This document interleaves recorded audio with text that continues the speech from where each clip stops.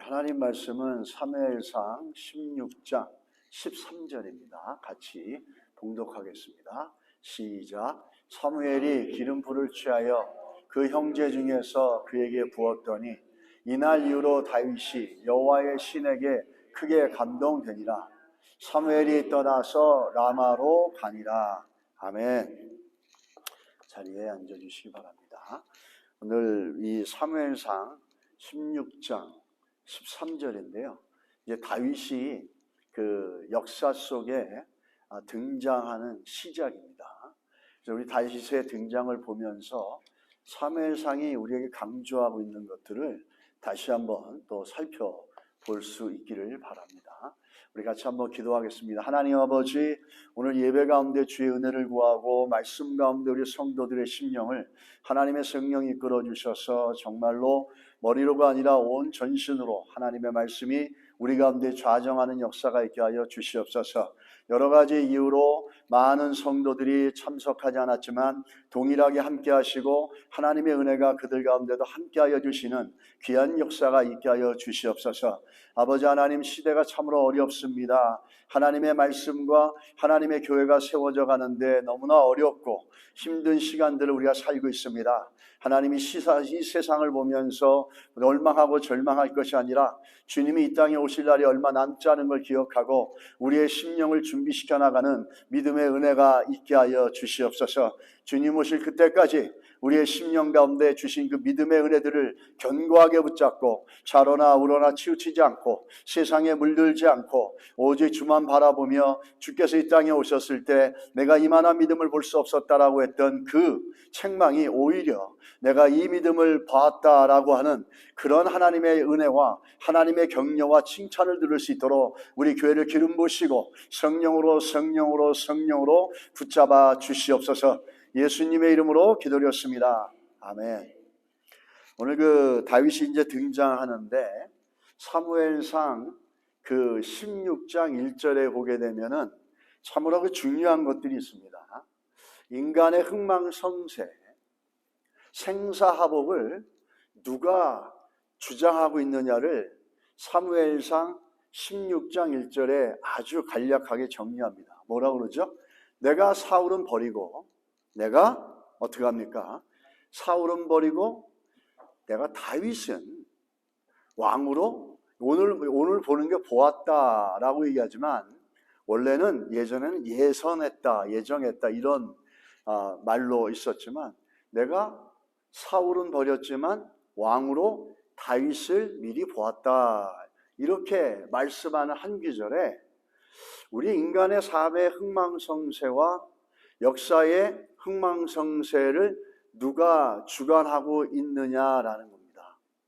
이 한 구절에 그것이 너무 명확하게 잘 드러내고 있다는 거죠.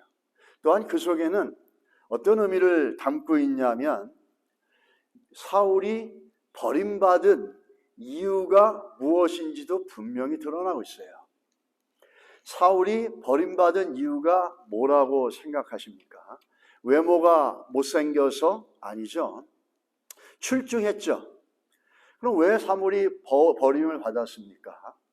그거는 역사를 주관하고 인생을 주관하고 한 나라의 흥망성쇠를 주관하시고 오르기도 하고 내리기도 하시는 결정자가 누구인지를 인정하고 받아들이고 거기에 순종하지 않았기 때문이라는 거예요. 우리는 그걸 쉬운 말로 뭐라고 그러죠?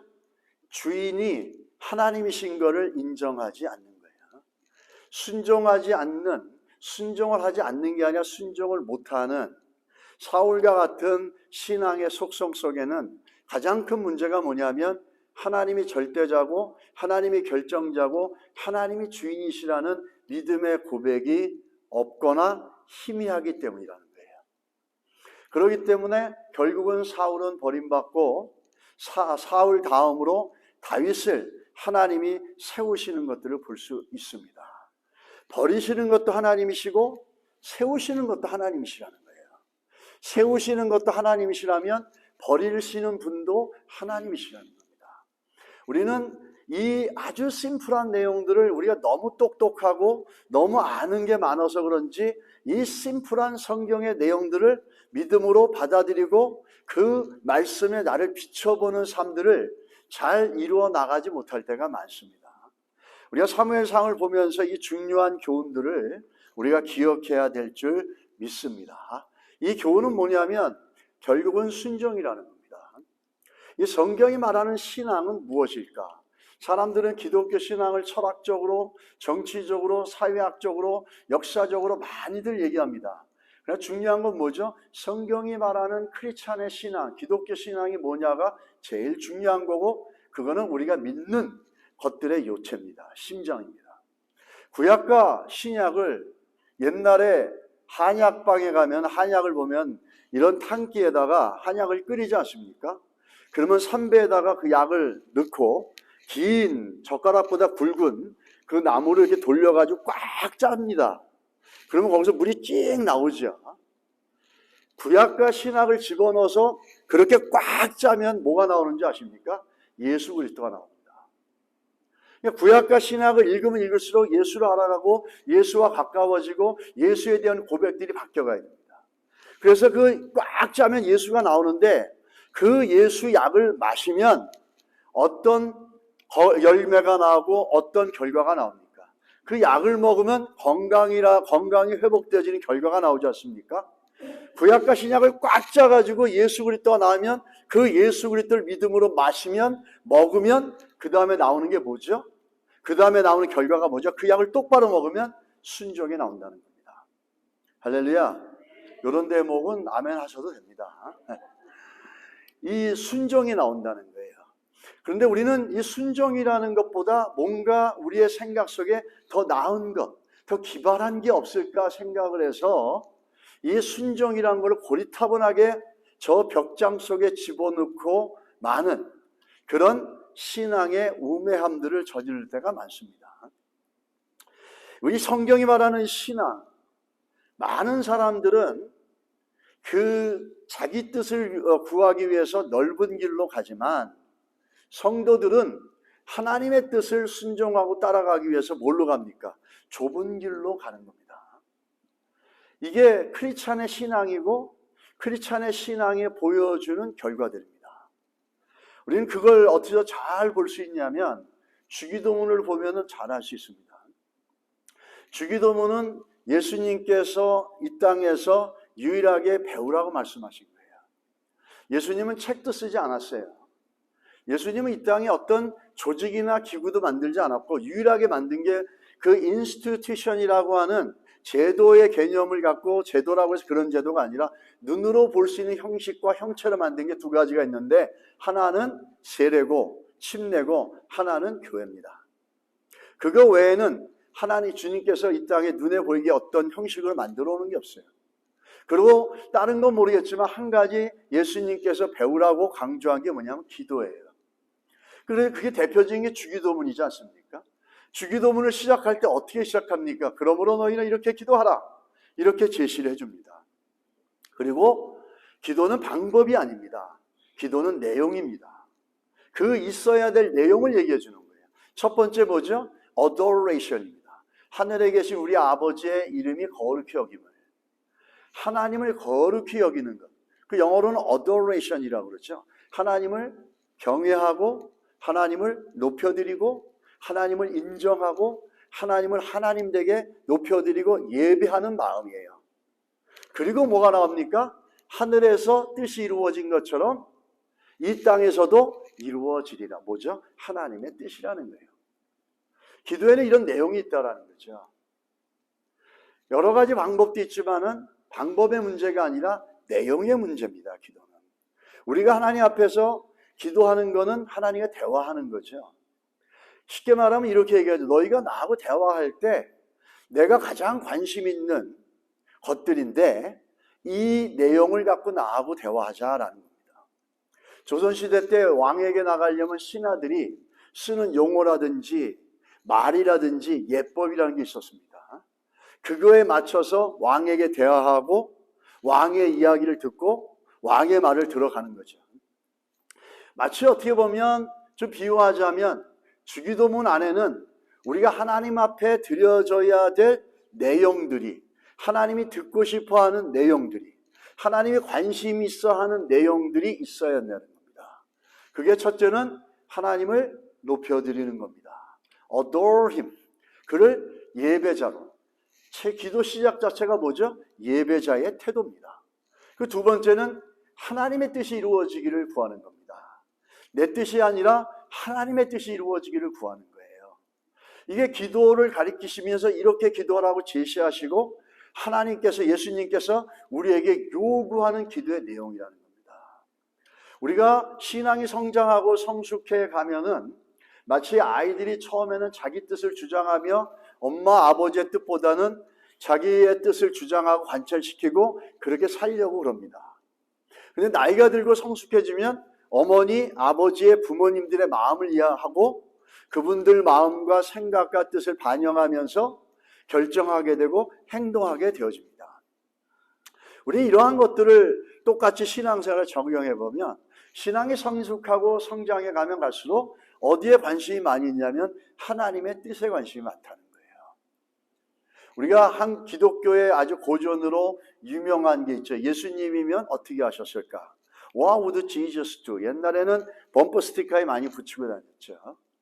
그런 거죠. 내 뜻이 아니라 이런 상황에 이런 문제면 예수님은 어떻게 하셨을까? 이런 질문이 있는 겁니다. 이런 질문은 뭘 얘기하는 거죠? 우리의 신앙이 자라있다라는 거예요. 그냥 내 뜻대로 되어지고 내가 원하는 대로 되어지고 움직여 나간다고 하는 것, 주님이 때로는 허락해 주실 수 있습니다. 허락해 주셨다고 해서 꼭 그게 하나님 뜻과 일치되어지는 건 아닐 수도 있습니다. 우리는 이 주기도문을 보면서 그런 내용들을 볼 수 있다라는 거죠. 제일 먼저 하나님께서 가르치시고 하라고 따라오는 기도 속에 하나님이 원하는 기도의 내용이 뭐냐면 아버지의 뜻이 무엇인지를 우리가 구하고 찾고 두드리는 거라는 겁니다. 이게 또 믿음을 주신 이유고 목적이라는 겁니다. 우리에게 믿음을 주신 이유와 목적은 결국은 뭐냐면 그분의 뜻을 따르는 거죠. 근데 사울은 신앙이 뭔지를 몰랐어요. 신앙이 뭔지를 모르니까 자기를 왕으로 세운 하나님의 뜻과 하나님의 목적을 알지를 못했어요. 자기를 왕으로 세우고 하나님이 왕으로 허락해 주셨을 때는 하나님이 원하는 게 있었어요. 그게 뭐냐면 사울이 하나님 뜻에 순종함으로 백성들을 하나님의 뜻 가운데로 이끌어가는 거였습니다. 근데 사울은 그걸 모르니까 결국은 항상 자기 뜻을 주장하다가 그 결국을 우리가 잘 아는 것처럼 그렇게 마무리하게 되어졌다는 겁니다. 신앙이 뭔지를 모르면은 우리는 항상 내 뜻을 추구해가고 내 뜻을 원해갑니다. 우리 기독교 신앙은 가장 근본적인 게 뭐냐면 하나님의 뜻을 이루어가는 겁니다. 하나님 우리에게 신앙을 주신 목적은 뭐냐면 결국은 하나님의 뜻을 이루어가게 하기 위해서 우리들에게 신앙을 주신 겁니다. 우리의 삶을 통해서, 우리의 배움을 통해서, 우리의 경험을 통해서, 우리의 결정과 판단이 모든 걸 통해서 하나님의 뜻을 이루어가는 겁니다. 이 신앙이 뭔지를 몰랐던 사울은 결국은 자기의 뜻만을 위해 살다가 우리는 그 결국을 너무 잘 알지 않습니까? 우리가 이 오늘 모든 걸 주관하시고 모든 걸 결정하신다는 것, 사울은 버리고 그 다음에 다윗은 하나님이 미리 보시고 세웠다 이렇게 얘기합니다. 이 짧은 문구 속에 우리가 누구의 뜻을 따라야 되고 우리에게 신앙을 주신 목적이 무엇인지를 간접적으로지만 명확하게 알 수가 있습니다. 우리를 높이고 우리를 내리는 분이 하나님이십니다. 그분이 주권자고 그분이 결정자십니다. 우리에게 주신 신앙의 목적은 그분이 결정자임과 그분이 주권자임을 날마다 인정하고 드러내는 게 우리가 가지고 있는 신앙의 목적이라는 거예요. 만약에 그걸 모르고 우리가 신앙생활을 한다면 우리는 날마다 혼돈스러울 수밖에 없습니다. 그리고 사울처럼 신앙이 뭔지 모르고 신앙생활하는 그런 모습이 되어질 수 있다는 거예요. 그리고 사무엘상을 읽으면서 너무너무 중요한 내용이 뭐냐면 우리가 이따도 보겠지만 결국은 뭐냐면 하나님이 주인이시라는 거예요. 다윗과 사울의 옛날 얘기가 아니라 다윗과 사울을 통해서 하나님이 주인 되신다는 것을 보여주시는 거예요. 역사의 주인, 시간의 주인, 재물의 주인, 생명의 주인, 인생의 주인이라는 거예요. 나라의 주인, 지구의 주인, 온 만물의 주인이시라는 거예요. 할렐루야. 오늘 그러면서 다윗이 등장하는데 16장 1절에 아까 우리가 말씀드린 것처럼 이렇게 생각하죠. 내가 이미 사울을 버려 한 왕을 보았느니라 이렇게 얘기합니다. 누가 결정자냐? 누가 인생과 역사와 나라와 이 모든 것의 결정자가 누구냐가 이 1장을 한 절에 다 나와 있습니다. 우리는 이 모습을 보면서 우리 인생의 정말 주인이 내가 아니고 하나님이시라는 고백을 가질 수 있도록 우리의 신앙이 성장되어지기를 간절히 소원합니다. 내 인생이, 내가 가진 가정의 이 모든 것들이 하나님이 허락하시고 하나님이 주셨다라는 거죠. 우리는 사울과 다윗을 보면서 사무엘 상하에 나오고 특별히 사무엘 상 속에는 사울과 다윗이 많이 대치되는 모습이 나오죠. 그걸 보면서 사울은 나쁜 사람, 다윗은 좋은 사람이라고 한다면 여러분, 성경이 얘기하는 가장 중요한 핵심을 놓치고 있는 거예요. 하나님이 성경을 통해서 사울은 나쁜 사람, 다윗은 좋은 사람 우리에게 얘기하는 게 아닙니다. 사울의 인생을 통해서, 다윗의 인생을 통해서 하나님이 얘기하는 건 뭐냐면 누가 주인이라는 거죠. 누가 사울을 세웠고 누가 다윗을 세웠냐라는 거예요. 사울과 다윗을 얘기를 들으면서 사울은 나쁜 사람, 다윗은 좋은 사람, 다윗은 골리앗을 이긴 사람, 이거는 아이들이 그냥 동화처럼 듣는 얘기입니다. 우리는 그 속에서 하나님이 성경을 통해 우리에게 제시하는 건 뭐냐면 누가 사울을 세우고 누가 버렸고 누가 다윗을 세웠고 누가 다윗을 그 왕국을 끝까지 유지시켰냐라는 거예요. 하나님이 주인이시라는 겁니다. 이것을 우리가 볼 때 사무엘상을 정확하게 보고 또 그것이 믿음으로 고백될 때 성경이 기록되어 있는 목적이 성취되어지는 겁니다. 우리 안에서. 우리는 다윗의 등장을 보게 되면서 이게 우연이 아니라는 걸 알 수 있습니다. 한 왕을 보았으니 16장 1절에 그렇게 나왔죠. 이 한 왕을 보았으니 옛날에는 예선이다 이렇게 나왔는데 선택했다 이런 말인데 한 왕을 보였다 이 말은 어떤 얘기입니까? 하나님이 미리 보시고 그를 선택하셨다라는 거예요. 이 한 왕을 보았으니라는 말은 성경마다 조금씩 다릅니다. 어떤 성경에는 provide라고 이렇게 얘기합니다. 어떤 성경은 selected라고 얘기하고 어떤 성경은 우리가 봤던 NIV는 have chosen 이렇게 얘기합니다. 이걸 갖다가 이 문구를 정확하게 좀 우리가 원어상으로 배워라 얘기하면은 이런 내용이 됩니다. 하나님이 미리 보고 결정하셨다라는 겁니다. 미리 보고. 여기서 질문이 있어요. 미리 봤다는데 뭘 미리 보셨다라는 건가? 하나님이 미리 보신 게 뭐냐라는 거죠. 하나님이 다윗을 미리 보시고 선택하셨다는데 다윗 안에 무엇을 미리 보시고 세우셨냐라는 거예요. 그게 6절하고 7절에 나오죠. 6절에 뭐가 나옵니까? 사무엘의 실수가 나옵니다. 하나님이 그러셨죠. 사무엘아, 너는 이새의 집안에 가봐라. 그들에게는 아들들이 7 있다. 가봐라. 그들에게 가봐라. 그래서 이제 옵니다. 와서 보니까 첫째 아들 엘리압을 보니까 너무 잘생겼어요. 그래서 야, 하나님께서 이 사람을 예비했나 보다. 여기다가 이 아이에다가 내가 기름을 부어야 되겠다 했더니 하나님께서 wait a minute. 그게 아니다. 너 왜 또다시 반복하는 실수를 하냐 이럽니다. 너는 왜 실수를 또 반복하냐라는 거죠. 외모로 뽑은 사람이 누구였죠? 사울이었어요. 그랬는데 또 실수를 반복하려고 그러느냐? 잠깐 스탑 그렇게 얘기합니다. 그러면서 7절에 하나님 말씀하는 게 뭐죠? 여호와께서 사무엘에게 이르시되 그의 용모와 키를 보지 말라. 내가 이미 그를 버렸노라. 누구를 비교해서 얘기합니까? 사울을 비교해서 얘기합니다.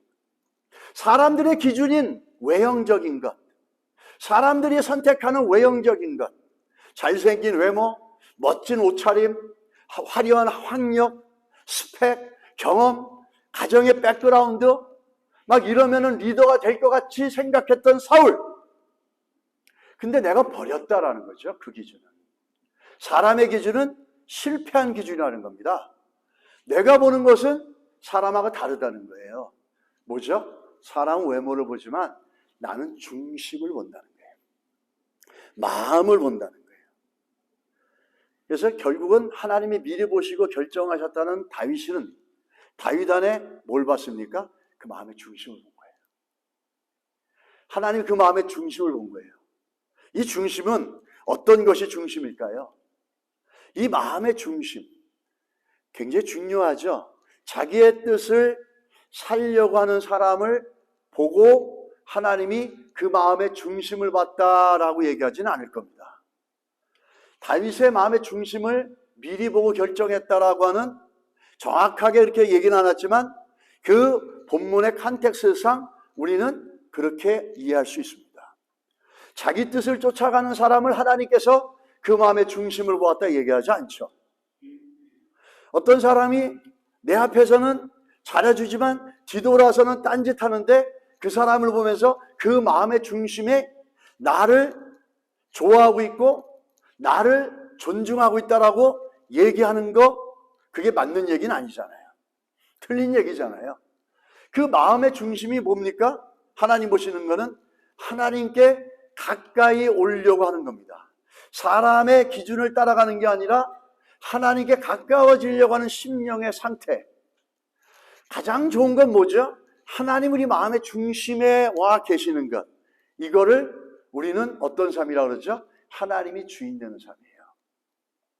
우리가 CCC에서 썼던 보여주는 것처럼 여러 번 제가 보여줬지만 의자가 있는데 그 의자 중심 위에 십자가가 있고 셀프라고 하는 S는 그 밑에 내려와 있습니다. 이게 올바른 하나님이 주인 되는 크리스천 라이프예요. 성도의 삶은 주인이 바뀌는 겁니다.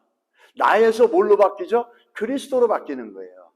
근데 십자가 이렇게 그리스도 안에 있는데 여전히 그 중심에 내가 있고 예수 그리스도 십자가는 밑에 있습니다. 주인이 바뀌지 않은 거죠. 그런데 어떻게 순종을 기대할 수 있냐라는 거예요. 하나님이 중심을 봤다는 다윗은 어떤 사람이냐면 그 마음에 하나님을 가까이 하려고 그러고 하나님이 그 마음의 중심에 오기를 바라는 마음이 있는 존재입니다. 이런 이들을 보면서 뭐라 그럽니까? 그 마음을 중심을 보셨다, 이렇게 얘기하는 거지. 하나님으로부터 멀어지려고 그러고 내가 삶의 중심에 있으려고 하는 사람을 갖고 그 사람을 갖고 내가 중심을 보았다라고 주님은 말씀하지 않습니다. 우린 주인이 바뀌지 않는 크리스천 라이프를 살기 때문에 우리의 삶 속에는 순종이라기보다는 넓은 길로 가는 게 너무 쉽다라는 거죠. 우리는 사무엘상 2장 20절하고 사무엘상 2장 7절에서 보면 정말 인생의 가장 큰 복이 무엇인지를 우리가 알 수가 있습니다. 이 사무엘상의 키버스, 핵심 벌스가 뭐냐면 사무엘상 2장 7절입니다. 그 7절은 뭐죠? 2장 30절입니다. 나를 존중히 여기는 자를 내가 존중히 여기고 나를 멸시하는 자를 내가 경멸하리라. 하나님을 가까이 하려는 자는 결국은 뭐죠? 가장 복된 자입니다. 한나가 기도합니다. 한나가 사무엘을 얻고 나서 하나님 앞에 기쁨으로 기도하는 사무엘상 2장 7절에 뭐라고 했냐면 여호와는 가난하게도 하시고 부하게도 하시며 낮추기도 하시고 높이기도 하시느니라는 거예요.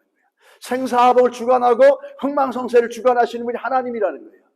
인생의 가장 큰 복이 뭐겠습니까? 이 모든 역사와 우주 만물을 다스리고 인생을 다스리는 하나님과 가까워지는 것만큼 큰 복은 없다라는 거예요. 믿으십니까? 그분과 가까워지고 그분과 좁혀지고 그분과 관계가 깊어지고 이것처럼 큰 복이 없다라는 거예요. 그래서 사무엘상 2장 30절이 뭐라고 하죠?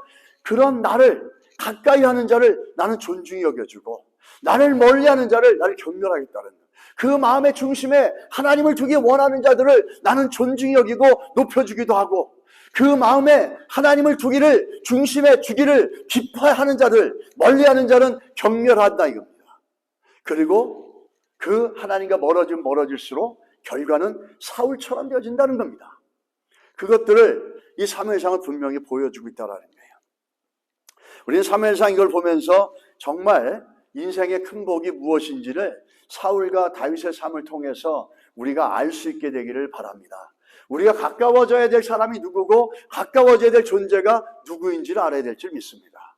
우리가 가까워져야 될 분은 우리 중심에 두어야 될 하나님이신 줄 믿습니다. 예수 그리스도의 이름인 줄 믿습니다. 그러기 위해서는 내가 하나님과 가까워지고 내 중심에 하나님을 두기를 원하면 원할수록 나오는 결과물이 뭐라 그랬습니까? 구약과 신약을 꽉 짜면 예수 그리스도가 나오는데 그 예수 그리스도를 마시면은 어떤 건강의 결과가 나옵니까? 순종이 나온다고 그랬잖아요.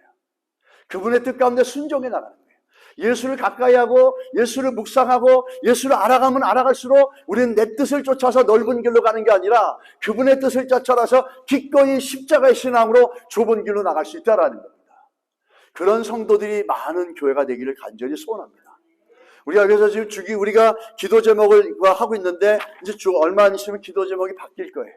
그 안에 이러한 내용들이 있습니다.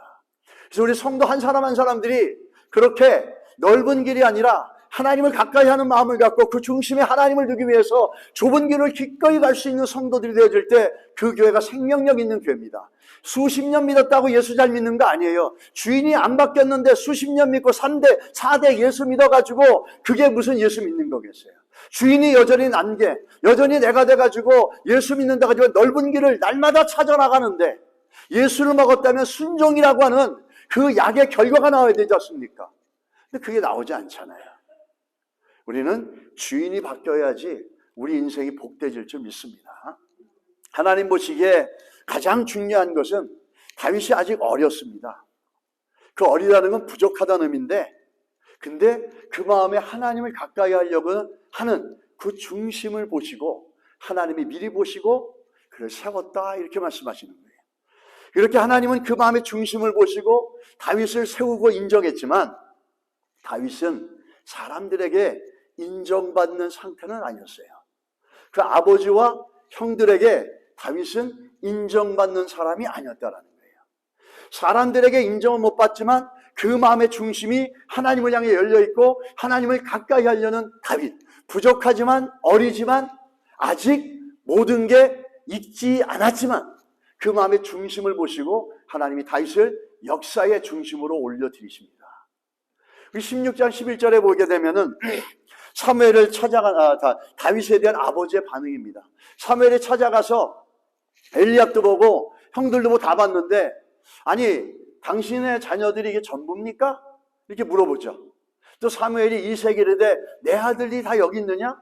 내가 본 애들이 이 아들들이 당신이 데리고 있는 전부입니까? 이렇게 물어봅니다. 그러니까 아버지가 뭐라고 얘기하죠? 아직 막내가 이렇게 얘기합니다. 이 막내라는 의미는 우리가 잘 아는 의미지만 하카탄이라고 하는 히브리어로 무슨 뜻이냐면 조금 아주 작은 애가 하나 있는데 그 아주 육체적으로 볼 때는 아주 작은 애가 하나 있고 스몰리스트가 하나 있고 나이로 볼 때는 영거스트 가장 어린 애가 하나 있습니다. 이런 얘기인데 하카탄이라는 의미는 그렇게 그 막내가 괜찮다 좋다라는 의미가 아니에요. 막내 녀석이 하나 있어요. 애가 그렇게 변변치 않은 막내놈 하나가 있어요. 이렇게 좀 내려보는 모습이에요. 좀 높이는 게 아니라 인정하는 게 아니라 그런 녀석이 하나 있습니다. 이렇게 얘기하는 거예요. 그러면서 막내가 남았는데 이런 얘기를 하죠. 어떻게 보면 작다라고 하는 것, 하카탄이라는 막내라는 것은 작기 때문에 사울보단 등치도 작고 형들보단 나이도 어리고 그래서 하나님 편엔 겸손하다는 의미도 있겠지만 이 아버지가 보는 다윗은 어땠냐면 하카탄, 좀 들떨어지는 놈이라는 거예요. 아버지와 형들이 볼 때는 이 다윗이 참 부족한 것이 많고 아직 등치도 크지도 않았고 완숙한 상태도 아니고 그렇다라는 것들을 이 말 속에 그 뉘앙스가 배어 나오는 겁니다. 그러면서 그 다음에 뭐죠? 아직 막내가 남았는데 그는 양을 지키나이다 이렇게 얘기합니다. 아직 좀 막내가 하나 남았는데 그 애가 뭐냐면 겨우 양이나 치는 아이가 기름 부음을 받을 수 있습니까? 이렇게 반문하는 거예요. 사실은요. 사무엘이 당신 아들 전부입니까? 하나 있는데 양이나 치는 애가 이렇게 기름 부음 받을 그런 깜이 되겠습니까? 이렇게 얘기하는 거예요. 아버지도 형들도 이 다윗을 그렇게 인정하지 않는 거라는 거예요. 그래서 남았는데 이렇게 얘기하면서 하는 그 얘기 속에는 그 당시에 목동이라는 건 가장 낮은 직업이었습니다. 가장 하찮은 잡이었어요. 우리 막내가 하나 있는데 그냥 걔는 변변치 않아서 그냥 양이나 치는 일이나 해야 되랍니다. 뭐 별다르게 잘하는 게 없어요. 그냥 양이나 치면 되는 애예요. 그냥 그나마 그거나 할 수밖에 할 게 없는 애입니다. 이런 아버지의 반문이 다윗에 대한 아버지의 생각이 그 뉘앙스가 담겨져 있는 문구가 오늘 16장 11절이라는 거예요. 그러니까 다윗은 하나님 보실 때 그 중심은 하나님이 기뻐하고 좋아했지만 아직 인간적으로는 좀 뭔가 부족하고 뭔가 연약했다라는 겁니다. 그 인간적인 기준으로 볼 때는 아직 완숙하지 못했다라는 것들을 보여주고 있다라는 거죠. 그래서 다윗에 대해서 얼굴의 외모에 대해서들 많이 얘기하죠. 근데 한 가지 중요한 건 이거 외모로 다윗을 선택한 게 아닙니다, 여러분. 그렇다면 성경은 모순이 되는 거예요. 7절에 모르죠? 하나님 보는 건 외모가 아니라 뭐죠? 사람의 중심이라고 그랬어요. 두 번 나오죠. 사무엘상 16절 12절에 이에 사람을 보내어 그를 데려오매 사무엘이 딱 보니까 그의 빛이 붉고 눈이 빼어나고 얼굴이 아름답더라. 그러면서 여호와께서 이르시되 이가 그니 일어나 기름을 부으라. 그러니까 다윗이 굉장히 잘생기고 멋있고 막 화려했던 사울과 같은 기준으로 하나님이 세우셨다 생각하는데 그 기준이 아닙니다. 성경에 나오는 분들, 우리가 아는 예수님도 외모가 풍채가 그렇게 좋은 분이 아니었어요. 초라하고 볼품이 없었다 그럽니다. 바울도 마찬가지였어요. 다윗도 그렇게 화려한 외모와 준수한 용모가 아닌데, 그리고 또 다시 똑같은 말씀이 어디 가면 사무엘상 17장 42절에 나와요. 뭐라고 나오죠? 그 블레셋 사람이 둘러보다가 다윗을 보고 어떻게 합니까? 업신여기니 그는 그가 젊고 붉고 용모가 아름다웁니다. 다윗을 업신여기는데 블레셋 사람들이 이유가 뭐냐면 외모가 젊고 붉고 용모가 아름답기 때문에 그 다윗을 무시하고 업신여겼다라는 거예요. 그 말은 외모가 아직 어리기 때문에 준수하다는 의미도 있지만 무슨 의미입니까? 부족하다라는 거예요. 아직 많이 부족한 상태라는 거예요. 근데 그 부족한 애가 물맷다를 들고 나와서 자기랑 싸우겠다 그러니까 기가 막힌 거죠. 이렇게 들떨어진 애가 어디 있냐라는 거죠. 이 사람들이 볼 때는 다윗은 참으로 부족한 게 많아 보였지만 그 마음의 중심을 하나님이 보셨다라는 겁니다. 하나님 앞에 가까이 가려고 그러고 그 마음의 중심을 하나님을 두려고 하는 이 다윗의 마음을 하나님 보신 거죠. 그걸 어떻게 할 수 있냐면 다윗의 인생을 보면 알 수 있습니다. 다윗은 사울과 다르게 사무엘의 하나님의 기름 부으심을 받고 나서 금방 왕이 되지 않았어요. 오랜 시간이 걸렸는데 한 15년이 걸리고 그 중에서 한 10년 넘는 시간을 광야 같은 삶을 삽니다. 광야에서 들에서 강으로 산으로 도망다니면서 사울로부터 추격을 피해서 도망자의 인생을 살아갑니다. 그런 인생을 살아가면서 그 시간들을 통해서 하나님 어떻게 하십니까? 다윗을 우리가 알고 있는 그 다윗으로 훈련시키시고 만들어 가신다는 거예요. 성경에는 하나님이 쓰시는 많은 사람들에게는 광야 같은 고난의 시간들이 있었어요. 다윗만 그런 게 아닙니다. 요셉을 보십시오. 요셉의 인생도 마찬가지입니다. 시편 105편 17절 19절에 보면 그가 한 사람을 앞서 보내셨으며 요셉이 종으로 팔렸도다. 그의 발은 착고를 차고 그의 몸은 쇠살에 매였으니 곧 여호와의 말씀이 응할 때까지라.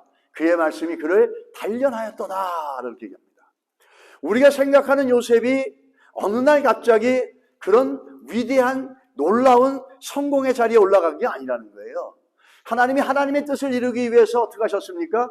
요셉을 여호와의 말씀이 응할 때까지 단련하고 훈련하고 사막과 같고 광야 같은 시간을 보내게 하시면서 요 노예로 팔려 들어가서 억울함과 수많은 일들을 겪으면서 감옥으로 떨어져 가며 그런 과정들을 통해서 성경은 뭐라고 그러죠? 하나님의 말씀이 응할 때까지 그를 단련하셨다 이렇게 얘기합니다. 요셉이 하나님 말씀에 순종하며 하나님 말씀이 가슴에 새기며 마음의 중심에 하나님의 말씀이 있을 때까지 어떻게 했습니까? 하나님이 연단하시고 훈련하셨다라는 거예요.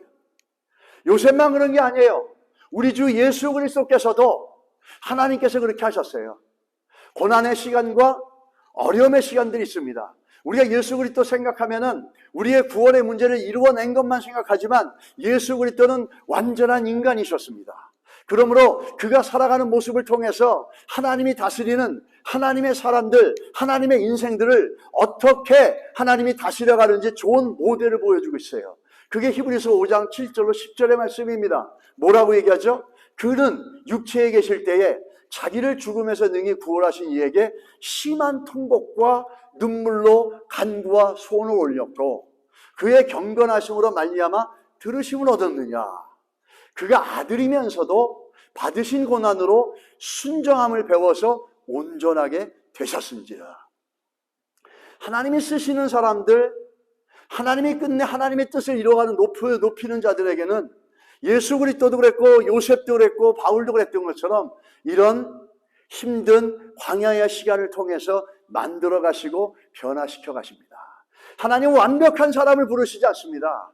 하나님 부족한 사람이지만 그 마음의 중심이 하나님을 향해 나가 있는 자들을 불러들여서 그들을 훈련시켜가며 하나님의 뜻을 이루는 위대한 다윗과 같은 인생으로 만들어 가신다는 겁니다. 완벽해서 쓰시는 게 아니라는 거죠. 우리가 교회 일을 하고 무슨 일 할 때도 나는 그거 못해요. 못하는 거 압니다.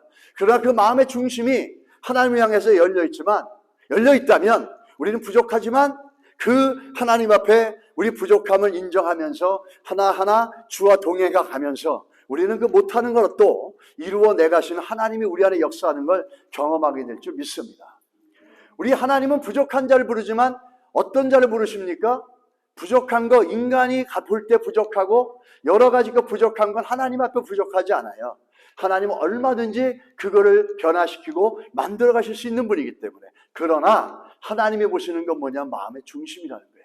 그 마음의 중심이 주를 향해 열려있고 그 마음의 중심에 하나님을 가까이 하려고 그러고 그 마음의 중심에 하나님을 주인 삼는 삶으로 살려고 하는 그런 성도들을 들어서 하나님의 뜻을 이루고 하나님의 역사를 새롭게 만들어 가시는 줄 믿습니다. 우리가 그런 교회가 되고 그런 성도가 되어줄 수 있게 되기를 예수 이름으로 축원합니다. 우리는 그렇게 바뀌어 나가는 하나님의 역사에 기대감이 있고 소원이 있습니다. 나는 좀 부족하고 나는 연약하지만 하나님이 나를 그렇게 바꿔가시고 나를 변화시킬 생각할 때 기대감이 있고 소망이 있습니다. 내가 나를 보면 나는 믿을 게 아무것도 없어요. 하나님 앞에 나를 보면 나는 나를 부인할 수밖에 없어요. 내가 나를 신뢰했다가 나에게 실망한 적이 얼마나 많은지 모릅니다. 그래서 나를 신뢰하지 못합니다. 그러나 내 안에 있는 예수께서 나를 만들어 가시고 나를 빚어 가시고 나를 새롭게 만들어 가실 그것을 생각할 때 내가 어떻게 될지에 대한 기대감이 있고 소망이 있고 감사가 일어난다는 겁니다. 여러분, 하나님은 완벽한 자를 부르시는 게 아니라 마음의 중심이 하나님을 향해 열려있고 하나님이 주인 되기를 원하는 삶을 살아가는 그런 마음의 중심이 있는 자들, 그들을 들어서 하나님께서 영광 드러내실 줄 믿습니다. 우리 교회가 그렇게 되기를 원하고 우리 성도 한 사람 한 사람들이 그렇게 될 수 있기를 간절히 소원합니다. 우리가 오늘 보면서 사울과 다윗이 가장 다른 것이 있어요. 결론적으로 그 다른 게 뭐냐면 사울은 광야를 지나지 않았어요. 다윗은 하나님께서 광야에 시간을 갖게 하셨습니다.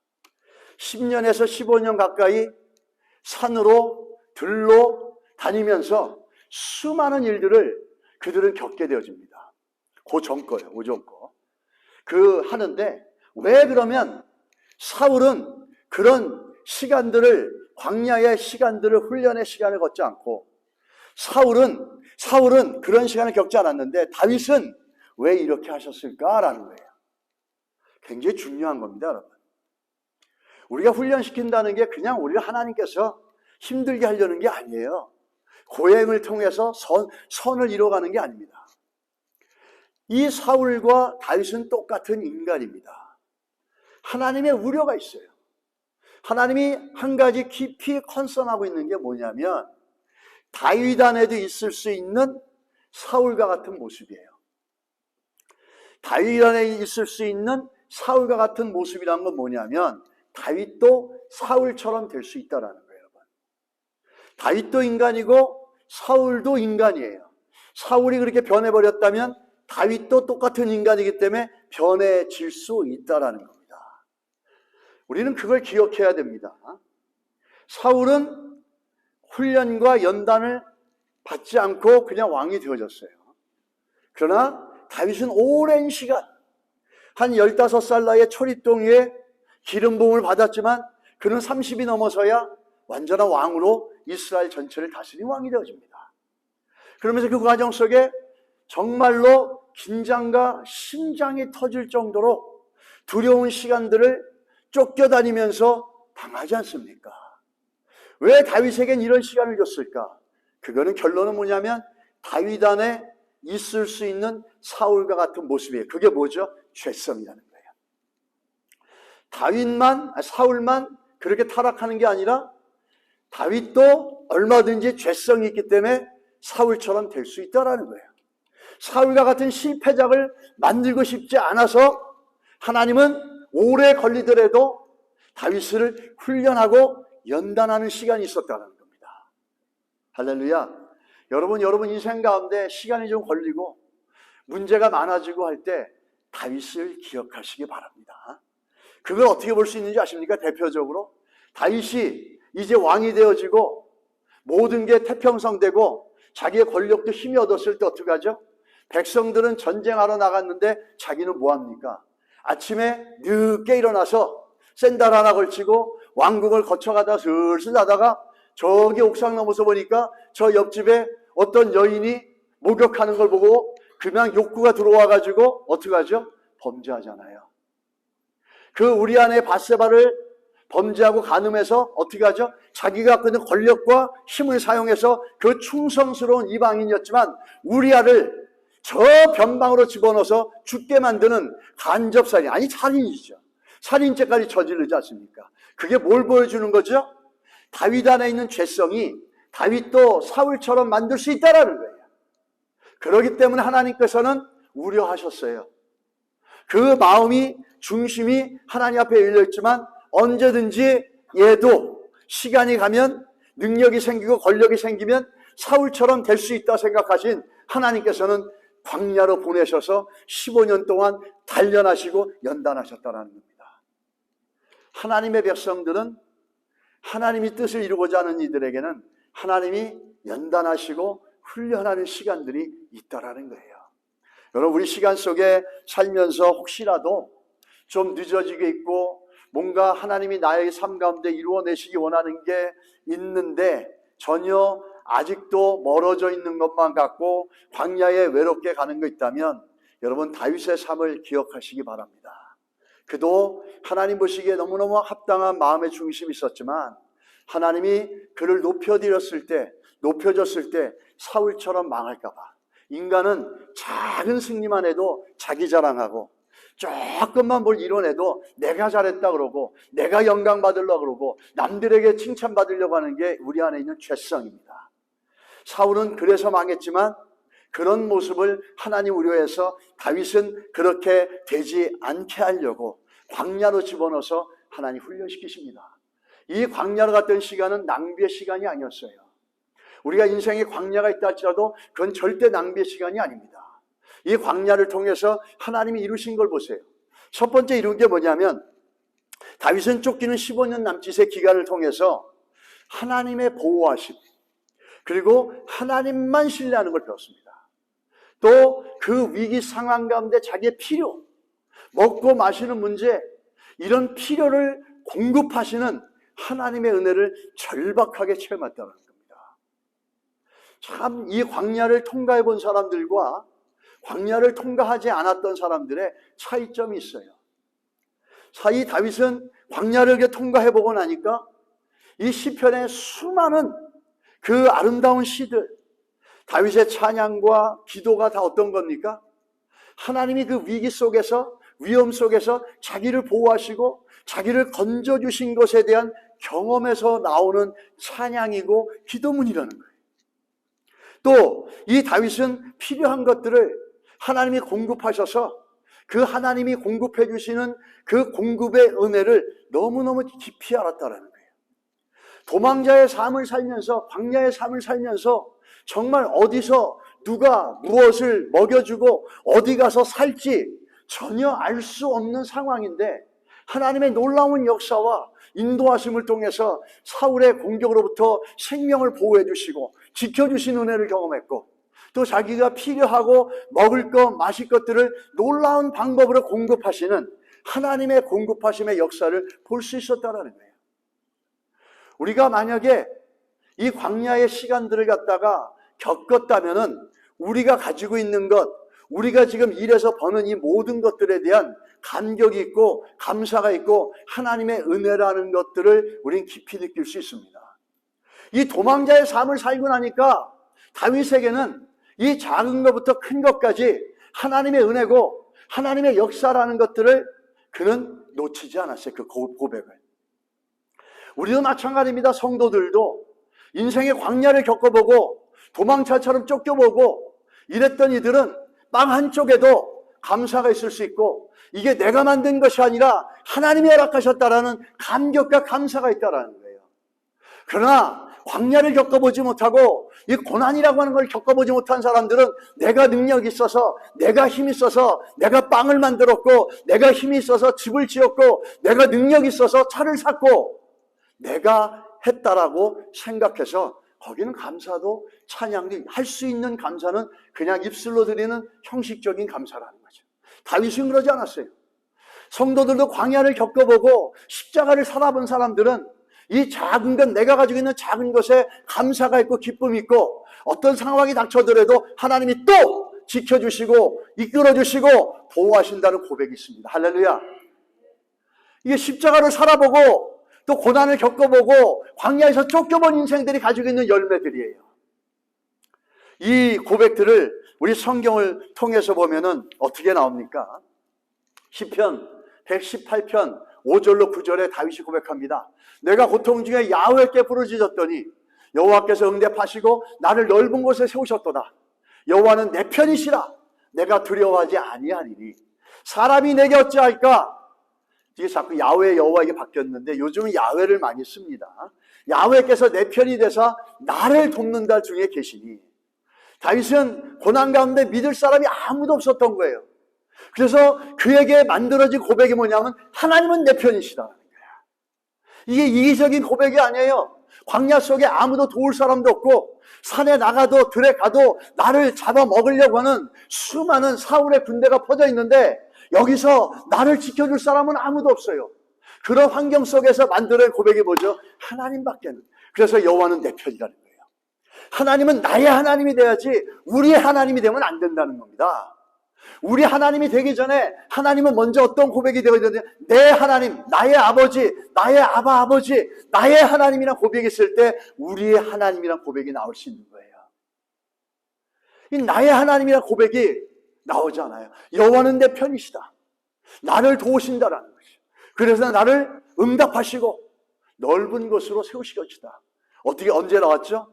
광야 속에서, 고난 속에서, 사울의 시퍼런 칼 밑에서, 그 도망자로 쫓겨가는 인생 속에서 하나님이 내 편이라는 거예요. 아이러니하지 않습니까? 하나님 나를 왜 이렇게 고통스럽게 만드십니까? 나를 왜 힘들게 합니까? 기름 부으셨으면 빨리 왕으로 만들어야지. 다 거짓말 아닙니까? 이렇게 하지 않았다라는 거죠. 거기서 하나님을 만나는 겁니다. 더 깊이 만나는 거죠. 그러면서 내 편이시다라는 고백을 하죠. 그 다음에 공급하는 하나님을 경험합니다. 내게 부족함이 없으리로다. 왜? 하나님 나의 목자시니까. 목자들은 항상 필요한 것들을 양들에 공급하는 것처럼 하나님은 나의 모든 걸 공급하니까 내게 부족함이 없다라는 고백이 나온다는 겁니다. 놀랍지 않습니까? 언제? 사울에게 쫓겨다니면서. 그러면서 제일 아름다운 고백은 개인적으로 제가 좋아하는데 시편 145편 1절입니다. 왕이신 나의 하나님이여. 왕인 다윗이 하나님을 왕이라고 찬양하고 고백하고 예배하는 거예요. 이게 뭐죠? Totally different. 누구랑? 사울과 다른 거예요. 이 모든 고백과 이 모든 가치관과 모든 감사와 모든 확신이 어디서 나왔습니까? 사울에게 쫓겨다니는 광야 속에서 만들어진 고백이라는 겁니다. 사울에게 쫓겨다니면서 빨리 왕이 못 되게 했던 시간이 웨이스팅한 게 아니라 이 속에서 하나님이 보시고자 하는 모습들을 다윗 안에 만들어 가셨다는 거죠. 할렐루야. 우리의 삶이 때로는 힘들고 지쳐 있어도 그 가운데 하나님은 일하시는 줄 믿습니다. 우리를 만들어 가시는 줄 믿습니다. 두 번째 보시면 다윗은 쫓기는 기간에 무슨 축복이 있었냐면 하나님께서 만나게 해주시는 사람들을 만났습니다. 3회상 22절에 보게 되면은 동굴로 찾아온 많은 사람들을 봅니다. 한 400여 명의 사람들이 다윗에게 찾아와서 함께합니다. 어렵고 힘든 시간, 고난의 시간에 함께 했던 사람들이에요. 이들도 아팠고 이들도 힘들었어요. 다윗이 잘 나갈 때, 다윗이 유명할 때, 다윗이 권력 있을 때 만난 사람들이 아니에요. 우리들의 삶 가운데도 내가 잘 되고 있을 때 만난 사람들은 과연 그 사람들이 진짜 나의 친구일까? 그들이 진짜 나와 함께 갈 수 있는 사람들일까? 우리는 잘 모릅니다. 그러나 내가 아무것도 없고 내가 가진 것도 없을 때 하나님 어떻게 하죠? 그 상황에 맞는 사람들을 만나게 해주시고 그들로부터 마음과 마음으로 서로 격려하고 서로 함께 울면서 나간다는 거예요. 다윗은 언제 그런 사람들을 만나? 쫓겨다니며 이 동굴에 숨어 있을 때 그런 사람들을 만납니다. 400여 명에서 600명 관계가 만나죠. 그 사람들에서 누가 나오죠? 나중에 다윗의 왕국을 이루는 데 있어서 다윗에게 자기 목숨까지 바쳐가며 다윗을 위해서 충성스럽게 일하고 적진과 들어가서 싸웠던 그런 사람들을 소울메이트를 만나는 겁니다. 정말 하나님께서 하는, 하나님이 인도해 주셨던 정말 진실하고 정말 진정성 있는 그런 사람들을 만나게 해주시고 그런 사람들로 기반해서 다윗은 나중에 왕권을 잡았을 때 모든 다윗의 왕국을 그 사람들로 기반으로 만들어간다는 거예요. 우리는 고난당할 때, 힘들 때 어쩌면 가장 내 인생에, 가장 내 미래에 하나님의 예비하심을 통해서 하나님의 위로하심을 볼 수 있는 정말 중요한 사람들, 진실한 사람들을 만날 수 있는 시간이 어쩌면 광야에서 있을지 믿습니다. 내가 잘 되고 내가 너 있을 때 그건 좋을 때 좋은 거니까 의미가 없어요. 아무것도 없을 때 그때 광야에서 만나고 함께 울어주고 함께 기도하고 함께 갔던 사람들, 그 사람들을 통해서 하나님 어떻게 했죠? 다윗 왕국의 미래를 준비시켰다는 거예요. 놀랍지 않습니까? 마지막에 광야에서 이룬 게 뭐냐면 다윗은 이 쫓기는 기간을 통해 제일 중요한 거죠. 하나님과 교제하는 믿음의 방법들을 배웠습니다. 시편 18편 34, 52, 54, 56 같이 수많은 시편들이 언제죠? 하나님 앞에 다윗이 정말 기가 막힐 수렁에 빠졌을 때 하나님 앞에 부르짖고 하나님 앞에 기도하고 나감으로 인해서 그때 절망할 때 하나님 앞에 나가고 또 기도하고 또 찬양으로 마지막습니다. 항상 다윗의 시편은 뭐냐면 절망 가운데 시작했다가 기도하고 그 다음에 끝은 뭐냐면 하나님을 찬양함으로 끝납니다. 그렇다 해서 환경이 바뀌었습니까? 바뀐 게 아무것도 없어요. 그러면 또 하나님 앞에 간구합니다. 또 간절히 하나님 앞에 기도해요. 그리고 환경은 바꾸지 않지만 찬양으로 매듭을 칩니다. 그리고 또 와서 기도하고 또 간구하고 또 찬양하면서 그러면서 만들어진 게 시편이라는 거예요. 그 과정을 통해서 다윗은 너무너무 놀라운 게 있죠. 하나님 앞에 또 부르짖고 또 기도하고 그러면서 또 위로받고 또 찬양으로 끝내지만 똑같은 사울의 공격이 올 때 또 구하고 또 위로받고 또 간구하고 또 찬양으로 끝을 맺습니다. 그런 게 수없이 반복됐다라는 거예요. 그러면서 가장 중요한 게 뭐죠?